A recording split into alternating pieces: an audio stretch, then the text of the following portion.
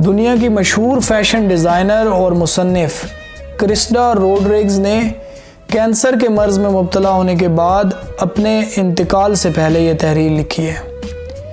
वो कहती हैं, मेरे पास अपने गैराज में दुनिया की सबसे महंगी बेहतरीन कार है, लेकिन अब मैं व्हील चेयर पर सफ़र करती हूँ। वो कहती हैं, मेरा घर हर तरह के बेहतरीन कपड़े, जूते और कीमती सामान से भरा हुआ है, लेकिन मेरा जिस्म अस्पताल की फराम करदा एक छोटी सी चादर में लिपटा हुआ है। वो कहती हैं, मेरे बैंक में करोड़ों अरबों डॉलर्स मौजूद हैं, लेकिन वो रकम मुझे कोई फ़ायदा नहीं पहुंचा रही।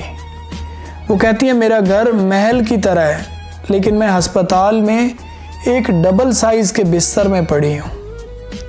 वो कहती हैं, मैं एक 5 स्टार होटल से दूसरे 5 स्टार होटल में जा सकती हूँ, लेकिन अब मैं अस्पताल में एक लैब से दूसरी लैब में जाते हुए वक्त गुजारती हूँ।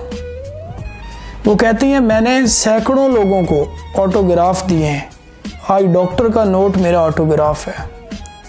वो कहती हैं, मेरे बालों को सजाने के लिए मेरे पास 7 ब्यूटिशियंस थीं, आज मेरे सर पर एक बाल तक नहीं है।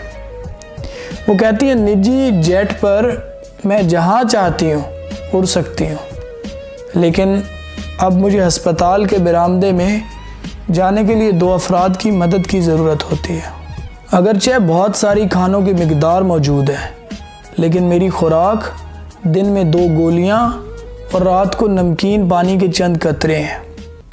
ये घर, ये कार, ये जेट, ये फर्नीचर, बहुत सारे बैंक अकाउंट्स, इतनी साख शोहरत, इनमें से कोई भी मेरे काम का नहीं है। इसमें से कोई भी चीज़ मुझे कोई राहत नहीं दे सकती। बहुत सारे लोगों को राहत पहुंचाना और उनके चेहरों पे मुस्कुराहट बखेरना ही असल ज़िंदगी है, और मौत के सिवा कोई हकीकत नहीं है।